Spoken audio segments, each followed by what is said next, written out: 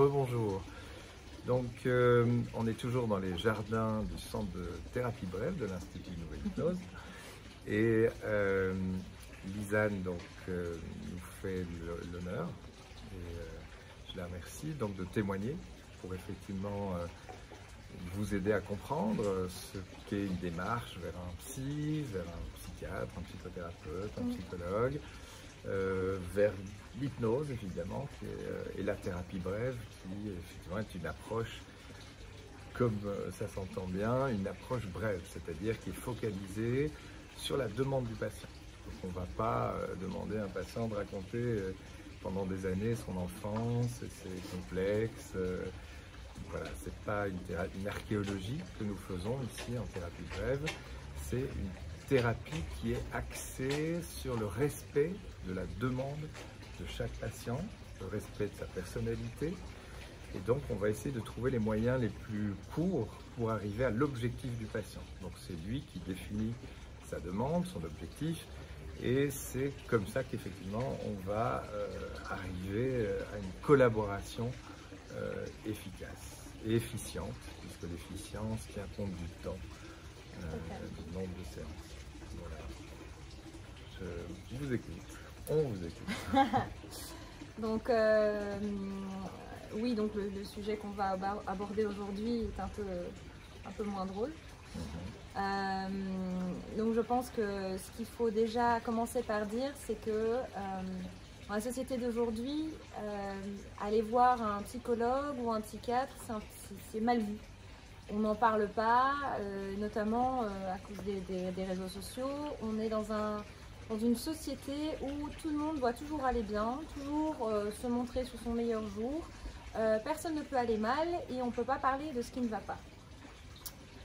Et alors encore moins d'aller voir un psychiatre ou un psychologue.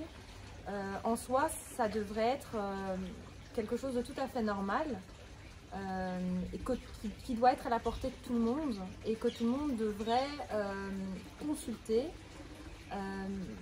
dès qu'on a un petit problème, un petit souci, parce qu'un petit problème à longueur de temps, ça peut devenir quelque chose de très grand, ça fait boule de neige. Et on peut traîner des choses en longueur, ça peut affecter notre vie privée, notre vie au travail, notre santé mentale, physique, parce que comme on en a parlé dans d'autres vidéos, ça peut affecter l'intestin. Et c'est bien connu que quand on ne va pas bien dans sa tête, ça a des répercussions physiques, donc notamment des effets sur l'intestin. J'ai des personnes que je connais qui ont des migraines à répétition. Les verrues, c'est psychologique, parce que comme on en a parlé, c'est quelque chose qui se traite avec l'hypnose, donc ça a tout à fait une connotation psychologique. Donc il faut que les gens... J'ai reçu justement une patiente hier que j'ai traitée au début de l'année pour des migraines extrêmement graves, donc en général c'était 5 jours sur 7. Depuis 45 ans. Ah ouais. Et là, ça fait maintenant 1 mois et demi qu'elle n'a plus une seule migraine. Voilà.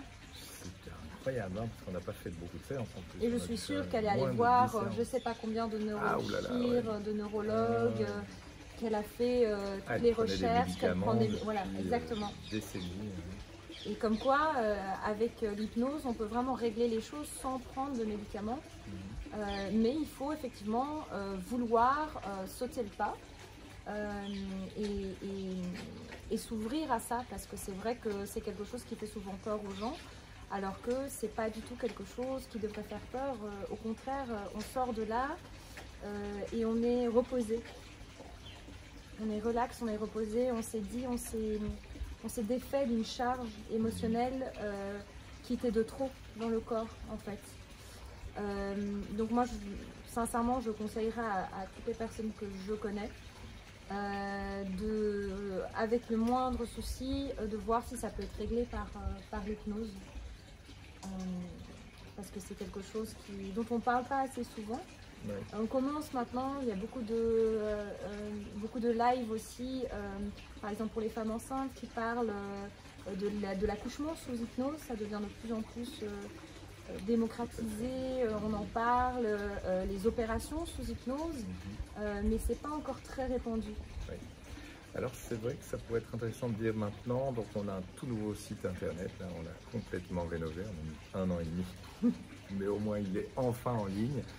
Il est effectivement plus convivial, plus clair, plus facile à consulter. Et on a mis la liste de tout ce qu'on peut traiter, tout ce qu'on peut soigner, mais aussi tout ce qu'on peut améliorer. Parce qu'en fait, l'hypnose peut soigner la souffrance, des problèmes, mais elle peut aussi augmenter des capacités mentales, cognitives, comme la concentration, la mémorisation. Mais on peut aussi augmenter des capacités sportives, physiques ou artistiques, retrouver une créativité. On peut en fait augmenter aussi notre sensibilité aux bonnes choses, se désensibiliser de moins bonnes choses, etc. Donc il y a toute une série de paramètres qu'on peut accroître. Oui, tout à fait. Ouais. Et donc la raison pour laquelle je suis revenue chez vous, c'était donc parce que j'avais une relation très difficile qui s'était terminée. Relation amoureuse donc, qui avait duré 10 ans et qui s'était terminée dans des circonstances très difficiles. Et je savais que pour m'en sortir, il m'en faudrait un petit peu plus que juste laisser passer le temps. Parce qu'on dit toujours que le temps guérit tout, mais c'est souvent pas suffisant. Il faut savoir que j'étais dans une relation toxique. Les relations toxiques, c'est très dur à vivre, mais ça nous rend très dépendants. Et c'est difficile d'en sortir. Moi, j'en suis sortie malgré moi, mais heureusement. Et j'étais vraiment perdue. J'étais vraiment au bout du rouleau. Je ne savais plus comment je m'appelais, je ne voyais pas comment je pouvais continuer. J'avais un vide énorme en fait dans ma vie parce que cette relation réglait ma personne et je savais comment et qui j'étais dans cette relation, mais en dehors de cette relation, je ne savais pas qui était Lisanne. J'avais tellement été transformée par cette relation qu'il a fallu que je refasse un travail sur moi pour savoir qui je suis, comment je suis et me redévelopper, en fait, me redécouvrir. Et c'est un chemin qui a été très difficile, qui a commencé vraiment avec une dépression assez profonde. Oui, dépression majeure, vraiment. Oui, très difficile. J'étais très loin. J'ai eu la chance d'avoir ma famille à proximité, mes amis à proximité. J'ai eu beaucoup de soutien de ma famille et de mes amis. Je pense que dans une situation pareille, c'est important, très important, d'accepter et de prendre les mains qu'on nous tend. Vraiment, ne pas se laisser aller et se dire je n'en parle pas, je veux pas sortir, je ne veux pas voir mes amis. C'est très important d'accepter toutes les mains qu'on nous tend et d'essayer de trouver des solutions pour aller mieux. Ce serait que, ça peut être juste sortir avec des amis, ça peut être aller voir quelqu'un pour en parler, une psychologue, un psychologue. Moi en l'occurrence ici, je voulais faire de l'hypnose, mais j'avais pas un rendez-vous tout de suite, donc j'ai été consulter une psychologue qui fait partie donc du cabinet ici, avec qui on a fait un traitement qui s'appelle l'EMDR. Je pense que vous pouvez expliquer mieux que moi en quoi ça consiste. Oui, c'est effectivement, donc nous sommes 11 à travailler ici au centre de thérapie, donc il y a des psychologues, des médecins, des psychiatres. Et effectivement, l'EMDR est une technique que plusieurs d'entre nous pratiquons. Donc moi j'ai été formé, j'ai eu la chance d'être formé par David Servan-Schreiber avant qu'il ne décède, il y a 15 ans. Et c'est une technique dérivée de l'hypnose en fait.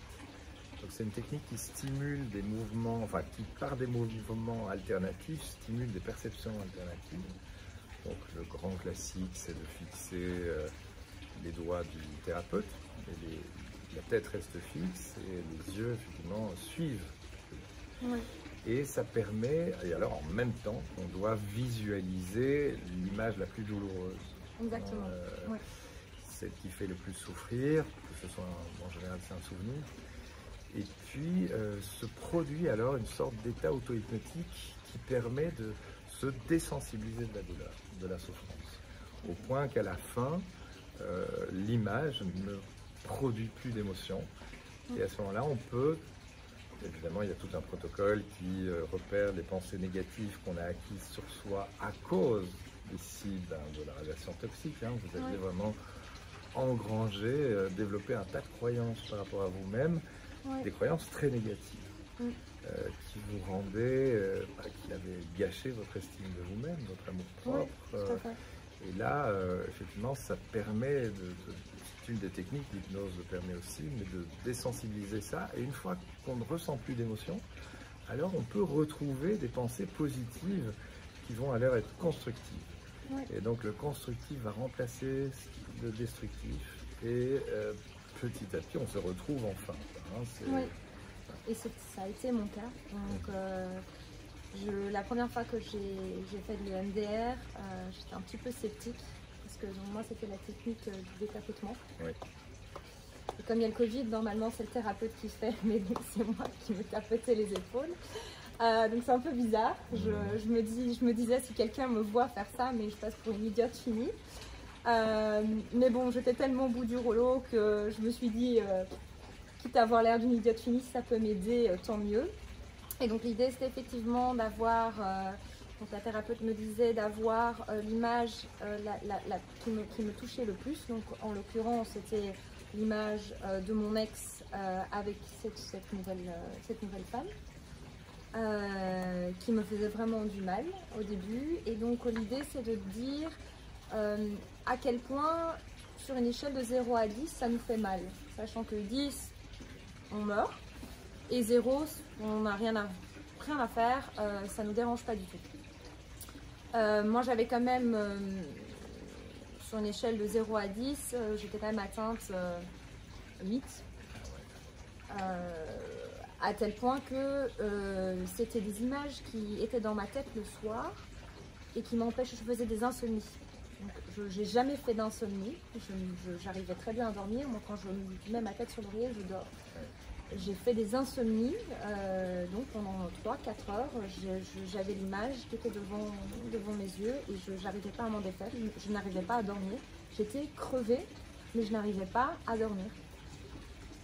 Et donc, cette technique de MDR et de tapotement, et ben une fois que c'est terminé, on nous demande, et maintenant, quelle est sur une échelle de 0 à 10, et puis petit à petit, ça descendait, 7, 6, 5, 4, 3, jusqu'à temps que ça arrive à 0. Et c'est quelque chose qui a vraiment aidé, même si c'est un processus un petit peu, donc, comme l'hypnose, parfois difficile, c'est-à-dire qu'on peut arriver vraiment de très bonne humeur et se dire tout va bien, aujourd'hui ça va être une bonne séance, et faire de la MDR ou de l'hypnose et se retrouver à pleurer comme une madeleine sans savoir s'arrêter. Et je pense que c'est bien aussi parce que ça nous force, quand on n'arrive pas à évacuer les émotions, à les évacuer. Parce qu'à un moment on pleure, et puis pendant tout un moment on n'a plus la force de pleurer. Et le MDR et l'hypnose aident à évacuer les sentiments et à évacuer toute cette émotion négative en fait, qu'on retient et qu'il faut absolument lâcher pour aller mieux en fait. Oui, je me souviens quand vous étiez venu me voir, vous n'aviez plus pleuré depuis des mois alors qu'en fait vous étiez profondément triste. Et ça c'est d'ailleurs un signe de dépression plus grave que les dépressions moins graves. C'est qu'effectivement on n'arrive même pas à pleurer. Donc on est comme coupé de ses émotions, on met des barrières, des barrages, et malheureusement ça aggrave, ça empêche justement de guérir. Et à la première séance d'hypnose que nous avons fait ici, vous vous êtes mis à pleurer avec une sorte de soulagement. C'est l'impression que vous me donniez, c'était enfin ça. Pouvait enfin sortir cette tristesse. Mais je contrôlais pas, c'est ça qui est marrant avec l'hypnose, c'est que c'est vraiment un lâcher prise. Je ne contrôlais pas parce que je suis arrivée et je me disais pas, je vais pleurer. Ouais. Et on avait fait donc la technique du livre avec mes mains et je sentais vraiment le poids qui se libérait et je trouvais que les larmes coulaient vraiment sans que je puisse les contrôler. Et je pleurais, mais en même temps je souriais parce que, je ne sais pas si vous vous souvenez, mais je souriais parce que je ne contrôlais pas et c'est bizarre de ne pas pouvoir se contrôler. Vous m'aviez fait aussi la technique avec la lévitation de la main. Oui. Et donc j'étais dans un état hypnotique, mais je rigolais parce que je sentais ma main qui se déplaçait toute seule alors que je n'avais aucun contrôle dessus. Ouais. Donc pour expliquer vraiment, l'hypnose c'est pas un état où le médecin peut faire n'importe quoi ou peut vous faire n'importe quoi ou manger n'importe quoi ou dire n'importe quoi. Vous êtes toujours présent, vous êtes toujours là, vous pouvez rire, vous pouvez pleurer, c'est un état semi-conscient, on va dire, un peu dans le sommeil, mais qui permet de lâcher prise et vraiment sortir toutes ces émotions négatives et toutes ces croyances négatives aussi que j'avais en moi. Et moi ça a vraiment fait une énorme différence. Oui. Donc coupler le MDR avec l'hypnose avec vous, ça a vraiment fait un effet énorme. Parce que en l'espace de, je pense, 2-3 mois, j'allais toutes les 2 semaines chez la psychologue, je vous voyais une fois par mois. En l'espace de 2 mois et demi, on a vraiment vu une différence énorme, énorme. Dans mon comportement. Je voudrais juste, tant que vous y êtes, vous avez mentionné la notion de perte de contrôle et lâcher prise. Juste pour que les gens comprennent bien, en fait, l'hypnose va permettre de lâcher prise là où on a un excès de contrôle en réalité. C'est pour ça qu'elle disait, Lisanne disait, j'ai pleuré et j'étais en perte de contrôle. En tout cas, j'avais pas de contrôle sur mes pleurs, j'avais pas de contrôle sur la lévitation du bras qui se soulevait tout seul, qui se promenait, qui retrouvait une liberté, parce qu'en fait, symboliquement, la lévitation, c'est ça, c'est de laisser le corps retrouver une liberté d'être, d'exister. Et ces pleurs sont venus non pas pour qu'elle perde le contrôle, mais sont venus pour libérer un excès de contrôle du conscient, de la volonté, qui essaie de cadenasser les émotions, mais qui alors du coup les enquiste, et puis après c'est comme des abcès, ça pourrit à l'intérieur, les toxines vont dans le corps, dans le cerveau, c'est une métaphore, mais ça entretient la problématique. Alors que là, vous avez commencé à faire vraiment un deuil. Et à voir qu'il y avait un après. Exactement, Et c'est ça qui est difficile, je pense, dans les premiers moments aussi, c'est de se dire quand est-ce que ça va s'arrêter. Je veux que ça s'arrête maintenant. Quand les gens nous disent ça va prendre, moi ça m'a pris 3 ans de me remettre de ma relation. Tu ne me vends pas du rêve. Moi j'ai pas envie d'être malade et mal pendant 3 ans. Mais effectivement, je pense que ça dépend. Il n'y a pas de date limite. Et c'est ce que j'expliquais aussi. C'est que les gens, au bout d'un moment, disent oui, mais il faut que maintenant c'est bon, il faut que tu ailles mieux. Mais il n'y a pas de date de péremption sur un cœur brisé. Les gens, chaque personne vit leur relation, leur rupture comme bon leur semble. Et ça doit prendre le temps que ça doit prendre. Si ça prend 1 mois, tant mieux. Si ça prend 5 ans, ça prend 5 ans. Il n'y a pas de date de péremption. Les gens, au bout d'un moment, disent maintenant ça suffit, tu dois aller mieux. Non. Voilà. Chacun a son rythme. Ça, c'est très intéressant de le dire. Donc, si vous acceptez l'idée que les gens ont de ce que vous devez faire, de ce qu'il faut faire, alors vous rentrez vous-même dans « je dois »,« il faut ». On appelle ça la masturbation, I must, je dois, le shoulgisme, il faut, il faudrait. Et donc, la volonté va essayer de faire quelque chose qu'elle ne peut pas faire, et donc va aggraver les problèmes. Parce qu'en fait, plus la volonté intervient, plus on met de la pression, plus on met du stress, moins le cerveau émotionnel évolue. Moins on cadenasse le cerveau émotionnel, on l'empêche d'évoluer, et donc on empêche le deuil de se faire. Donc c'est vraiment très important. C'est pour ça que l'hypnose permet, et l'auto-hypnose permet justement de retrouver cette espèce de rythme naturel des capacités d'auto-évolution, d'auto-développement, d'auto-guérison. Et voilà. Tout à fait, et je pense que c'est important de dire que chacun doit avoir et peut avoir son rythme et on ne doit pas se sentir on va dire, sous pression Voilà. par la société. Parce que tout le monde aura toujours son mot à dire, les parents ont leur mot à dire, les amis ont leur mot à dire, la société a leur mot à dire parce que à 30 ans, il faut être marié, il faut avoir des enfants. Ah, t'es seul, et comment tu vas faire? Et comment est-ce que tu vas encore avoir des enfants? Et donc ça met des pressions inutiles et qui empêchent, en fait, c'est totalement contre-productif. Ouais. Parce qu'on se met des barrières et on se dit, ah, je dois. Non, personne ne doit rien. On vit chacun à notre rythme, on fait chacun les choses qui nous rendent heureux ou heureuses. Et je pense que c'est ça le but dans la vie, c'est d'arriver à être heureux et pas respecter les croyances et se baser sur ce que la société veut de nous, en fait. Exactement. Et c'est comme ça, alors que vous disiez que vous avez petit à petit, vous êtes retrouvés. Hein, Oui. Vous avez découvert que la vie était belle, Tout à fait. qu'il y a d'autres façons d'être en relation avec un homme, Oui. que vous aviez une attitude, effectivement. Et ça peut être intéressant de définir peut-être comment est-ce que certaines personnes tombent dans une relation toxique, on peut le dire, avec Oui. un pervers narcissique.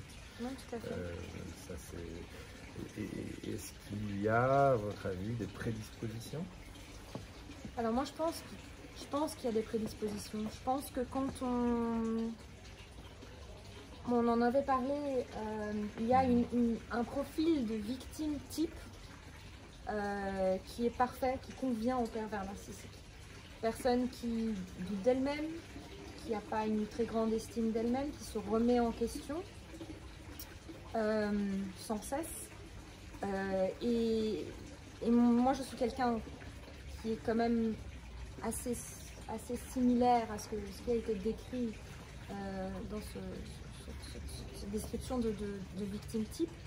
Et je pense que je suis entourée de pervers narcissiques depuis que je suis petite. Et donc, j'en ai eu dans mon entourage et je pense que ça m'a prédisposée à retrouver quelqu'un comme ça. Parce que quand on a dans notre entourage un pervers narcissique, on perçoit ça comme la norme. Et donc, comme c'est notre norme de la relation, c'est notre norme d'une relation, on va rechercher ça. Oui. Parce que ça devient notre norme. Ce n'est pas la norme de la société, c'est notre norme. Oui.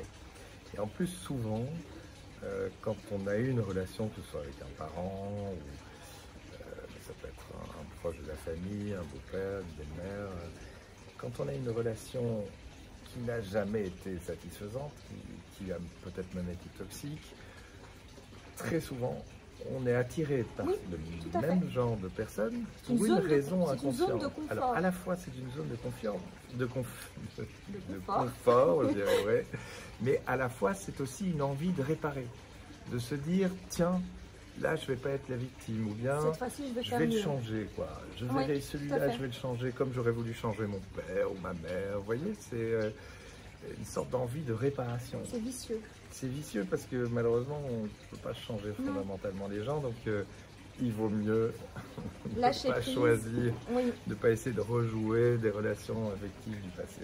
Et c'est pour ça que l'hypnose et les thérapies en général sont très importantes pour pas justement retomber dans ce cercle vicieux de je recherche une relation toxique et je retombe dans le narcissisme, etc. Parce que comme c'est devenu une zone de confort, on se dit et que quand la personne part de notre vie, ça crée un vide immense qu'on a envie de compenser avec la même chose. Parce que l'inconnu fait peur à beaucoup de personnes, l'inconnu fait peur. Donc c'est plus facile de retourner vers quelque chose qu'on connaît, qui nous donne du confort, que d'aller vers quelque chose de nouveau. L'être humain est généralement plus attiré par le confort que par une zone d'inconfort. Alors que l'amélioration et l'évolution se trouvent justement dans les sentiers qui n'ont pas encore été pris. Donc il faut faire quand on fait quelque chose d'une seule manière et que ça ne réussit pas, on peut recommencer de la même manière, le résultat sera le même. Exactement. Donc il faut essayer de trouver une solution alternative qui nous permet de sortir de ce cercle vicieux pour se sortir de cet esprit toxique et essayer de se reconstruire soi-même pour justement ne pas retomber là-dedans. Et c'est là que la thérapie aide énormément. C'est-à-dire que ça m'a changé totalement ma vision du couple et ma vision de moi-même aussi, parce que j'avais une estime de moi-même qui était vraiment... j'en avais pas, en fait. Enfin, j'essayais de qualifier, mais je n'en avais pas. Et j'ai repris, grâce à l'hypnose, grâce à l'EMDR, au yoga, et puis grâce à ma famille, à mes amis aussi, vraiment confiance en moi. Et je peux dire maintenant, aujourd'hui, que je suis vraiment heureuse, que je ne retournerai plus, ou en tout cas, enfin je ne l'espère pas, mais je pense que je ne retournerai plus dans une relation toxique, parce que j'ai trop de respect pour moi-même. Parce que je ne veux pas me retrouver dans une situation où je me sens mal, où je me sens pas bien, où j'ai l'impression que je suis pas appréciée et où je dois redoubler d'efforts pour essayer de plaire, pour essayer d'être comme ci, comme ci, comme ça. Non. Maintenant, la personne qui viendra dans ma vie, ce sera quelqu'un qui me complémente, qui m'apporte des choses positives. À partir du moment où ça m'apporte des choses négatives, ça va être stop. Parce que justement, on ne peut pas continuer dans une négativité constante. Je veux plus être confrontée à ça, en fait. Et l'hypnose et les thérapies, le MDR m'ont énormément aidé là-dedans, à reprendre confiance en moi. Et maintenant, vraiment, je dis stop. Dès qu'il y a quelque chose qui ne me plaît pas, c'est stop directement et on passe à autre chose. Donc on ne retombe plus dans les mêmes schémas. Et c'est vraiment ça qui est important. C'est pas seulement, c'est d'une part sortir de la relation toxique, d'autre part se reconstruire. Et puis la troisième chose, c'est ne plus retomber dans le schéma toxique. Donc c'est un chemin vraiment en plusieurs phases. Oui. Et qui doit être suivi. Et c'est pas une mince affaire. Oui. Pas avec un claquement de doigts qu'on y arrive, quoi. Et j'entendais aussi que vous me disiez à quel point maintenant vous arrivez à communiquer facilement, beaucoup plus facilement, vous arrivez à vous affirmer en fait. Oui, tout à fait. Dire voilà, ça je veux pas, définis-toi, enfin voilà, vous êtes dans une communication beaucoup plus authentique, oui. Beaucoup plus libre. Vraiment, je pense que ça m'a fait un bien fou. Et évidemment, je le remarque moi-même, mais c'est surtout mon entourage qui me le dit, même des gens qui m'ont vu que quelquefois, qui me disent ah Lisanne, écoute, je te connais pas très bien, mais tu as l'air radieuse, tu as l'air heureuse, c'est dingue. Ah ouais. La différence entre il y a un an le jour et la nuit. Aujourd'hui, c'est vraiment le jour et la nuit. Tu es une personne, tu es tellement pétillante, vraiment. Les gens remarquent, et c'est ça, ça vraiment, ça fait plaisir, et ça donne, c'est ça qui donne l'espoir aussi, qui donne envie de continuer dans cette spirale positive. Ouais. Et qui est vraiment important, c'est le regard des gens aussi. Même si le regard des gens, voilà, si c'est évidemment la vie de mes amis, de ma famille, c'est important. Les gens que je connais pas maintenant, me font une remarque, voilà, on s'en fiche. Mais quand quelqu'un qu'on ne connaît pas très bien nous dit ah bah tu as vraiment l'air radieuse, ça fait du bien. Et vraiment on se dit on a réussi quelque chose et ça redonne un boost et ça redonne l'envie de continuer vraiment dans ce sens positif. Oui, surtout qu'en plus, donc, beaucoup de gens quand ils rompent ou qu'ils sont effectivement quittés, pense qu'il faut vite retrouver une relation pour se sentir, ne plus se sentir mal et pour se sentir mieux.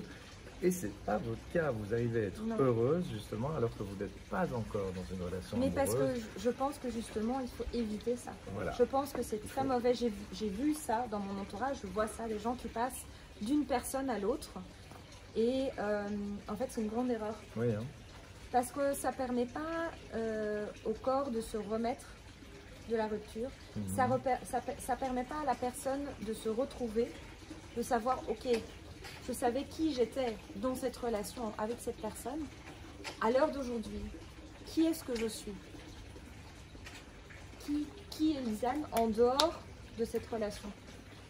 Et tant qu'on n'a pas fait ce travail-là, on peut se remettre dans une autre relation pour essayer de combler ce vide, mais on n'a pas réglé le problème de fond, et donc on va passer de relation en relation sans vraiment guérir et sans vraiment régler le problème en profondeur. Et ce qu'il faut, c'est régler le problème en profondeur. Et moi, j'ai pas envie d'être dans une relation pour refaire les mêmes erreurs. J'ai envie d'être dans une relation qui me comble, qui me rend heureuse et qui est saine et positive. Et alors ça permet de se recentrer, comme vous disiez, et de se remettre en contact avec ses projets personnels. Parce qu'en fait, quand on est dans un couple, on a des projets communs. Et dans certains couples, on n'arrive plus à avoir des projets personnels. C'est étouffé, quoi. Et donc, se retrouver soi, c'est se retrouver avec qu'est-ce qu'on a, d'abord, qu'est-ce qu'on aime dans le présent, mais aussi qu'est-ce qu'on aimerait projeter, est-ce qu'on n'a pas abandonné des projets qui étaient pourtant très importants pour soi. Donc c'est un temps qui permet de retrouver ses projets personnels avant de partager les projets d'un autre. En fait, c'est assainir les bases. Voilà. Assainir les bases pour repartir, pour mieux repartir. Et c'est très important de se remettre en question, et c'est pas facile. Ça, je tiens à le dire. Se retrouver seul, face à soi-même, en ayant une estime de soi pas énorme, sortant d'une relation toxique, sachant que l'autre personne, surtout, a déjà retrouvé quelqu'un, on se remet beaucoup en question, et ça laisse un vide énorme, et on a tendance à vouloir remplir ce vide. Mais en fait, il faut le vivre. Il faut vraiment le vivre et le digérer. C'est comme quand vous mangez quelque chose, vous n'allez pas mettre l'hamburger en un coup dans votre bouche. Vous prenez par bouchée, sinon vous étouffez. C'est pareil. Il y avait des choses très concrètes au début, toutes simples, et qui n'étaient vraiment pas faciles pour vous. C'était de bloquer les moyens de communication qu'il avait encore avec vous, parce qu'en fait, même après la séparation, il y avait cette influence qui était toujours là. Vous aviez beaucoup de difficultés à bloquer un numéro de téléphone. À couper court en fait à la conversation. Il y avait encore aussi, après ce qui est difficile, c'est que dans ma situation en tout cas, cette personne avait encore essayé par tous les moyens d'encore avoir des liens. Donc, pas vouloir récupérer ses affaires, pas vouloir me rendre les miennes, devoir tout le temps dire oui, est-ce que.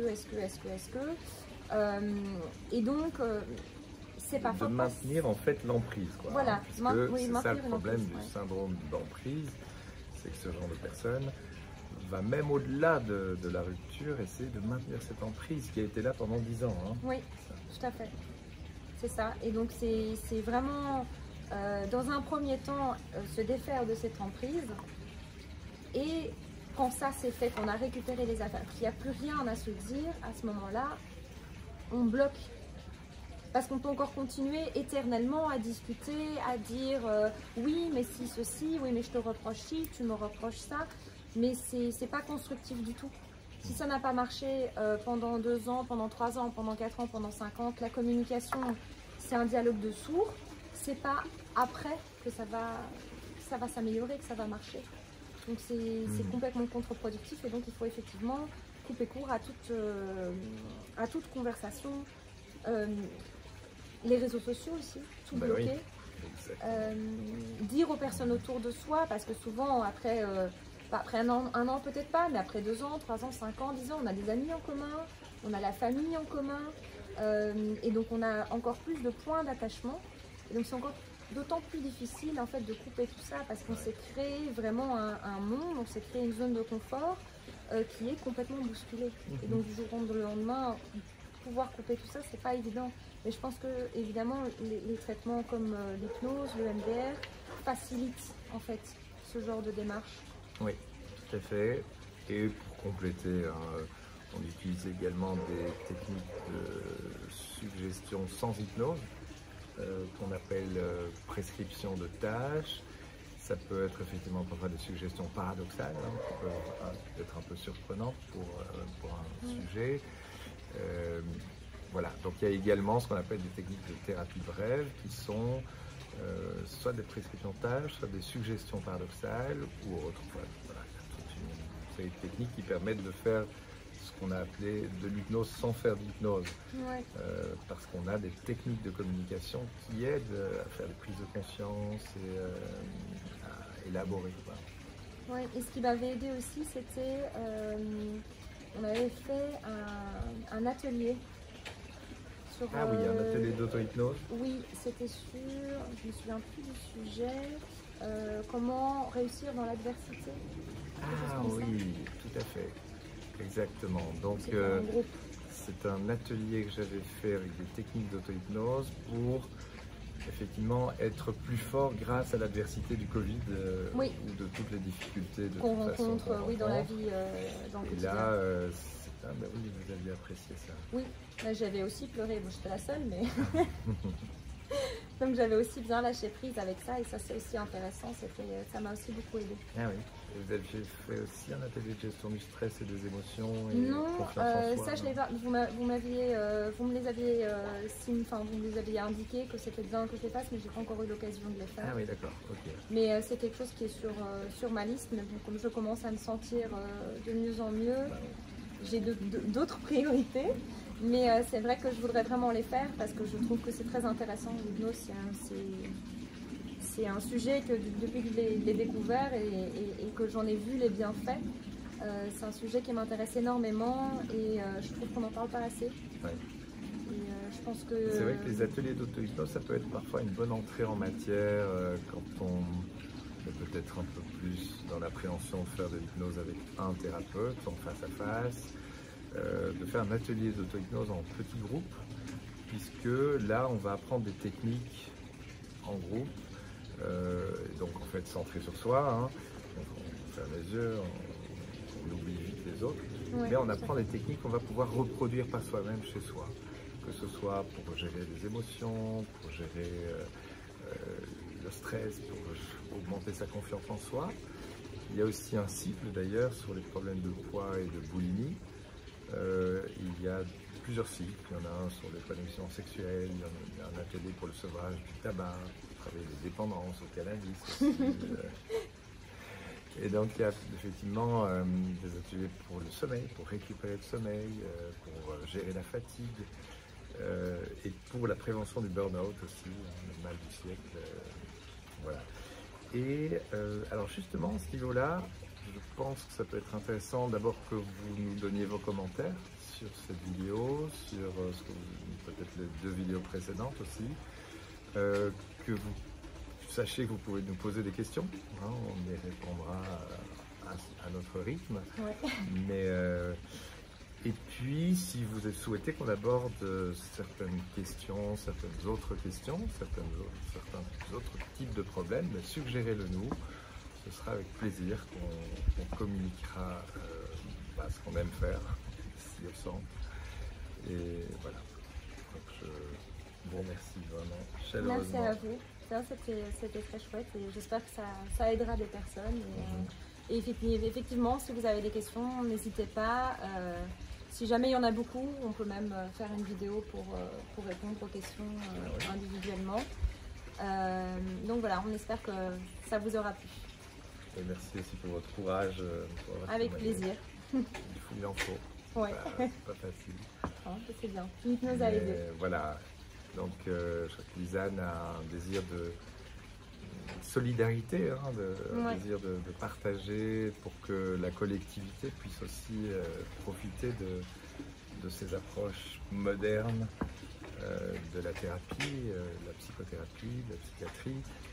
Et donc, je pense que ça peut justement permettre cette avancée-là. Voilà. Ouais. Merci à la prochaine fois. À la prochaine.